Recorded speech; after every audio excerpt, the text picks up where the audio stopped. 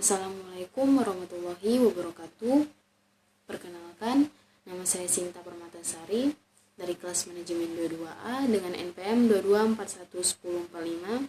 Saya di sini akan menjelaskan materi mengenai manajemen resiko reputasi.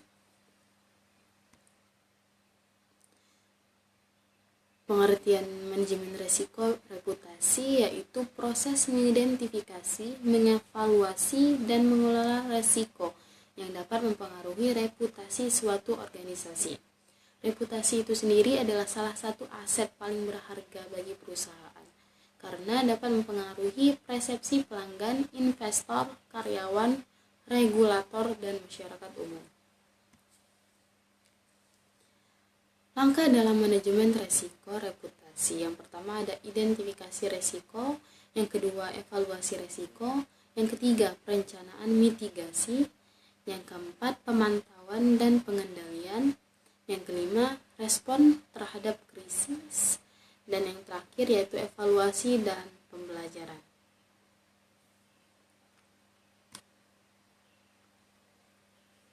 Identifikasi resiko. Langkah pertama adalah mengidentifikasi faktor-faktor atau situasi yang dapat merusak reputasi perusahaan. Ini dapat meliputi berbagai hal: skandal internet, produk cacat, perilaku karyawan, masalah kemasan data, atau masalah di lingkungan. Evaluasi resiko. Setelah resiko diidentifikasi, langkah berikutnya adalah mengevaluasi seberapa besar dampaknya terhadap reputasi perusahaan dan seberapa mungkin resiko tersebut terjadi. Evaluasi ini dapat menggunakan metode seperti analisis kualitatif dan kuantitatif. Perencanaan mitigasi. Setelah resiko dievaluasi, perusahaan perlu mengembangkan strategi untuk mengurangi atau mengalokasikan resiko tersebut. Ini bisa berupa langkah-langkah seperti membuat kebijakan dari prosedur yang jelas terkait dengan praktik bisnis yang etis. Yang kedua, melakukan pelatihan dan pendidikan bagi karyawan untuk meningkatkan kesadaran akan resiko reputasi. Yang ketiga, mengimplementasikan sistem pengawasan dan pengendalian yang ketat. Yang keempat, membentuk tim khusus untuk menangani krisis jika terjadi. Pemantauan dan pengendalian. Manajemen risiko reputasi adalah proses berkelanjutan. Perusahaan perlu terus memantau lingkungan internal dan eksternal untuk mengidentifikasi perusahaan yang dapat mempengaruhi reputasi mereka. Pengendalian yang efektif harus diterapkan untuk mengelola risiko tersebut seiring waktu. Respon terhadap krisis. Meskipun upaya pencegahan dilakukan, terkadang krisis tidak dapat dihindari. Penting bagi perusahaan untuk memiliki rencana respon krisis yang terstruktur dan teruji. Ini mencakup langkah-langkah untuk berkomunikasi dengan stakeholder,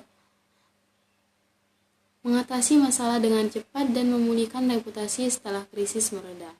Evaluasi dan pembelajaran. Setelah menghadapi situasi yang mempengaruhi reputasi, perusahaan harus melakukan evaluasi menyeluruh terhadap respon mereka.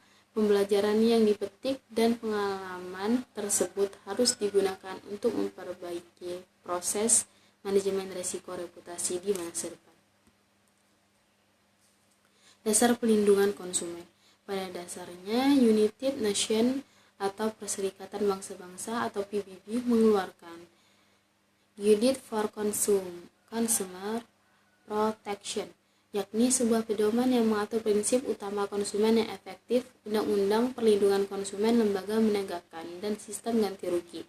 Perubahan ini juga membantu negara anggota untuk merumuskan, menegakkan hukum, peraturan, dan regulasi domestik dan regional sesuai dengan keadaan ekonomi, sosial, dan lingkungan negara tersebut. Negara anggota juga akan membantu mempromosikan kerjasama internasional ini. Di sesama negara anggota juga terbagi pengalaman dalam hal perlindungan konsumen. Sekian, terima kasih. Itu saja materi dari saya. Saya akhiri. Wassalamualaikum warahmatullahi wabarakatuh.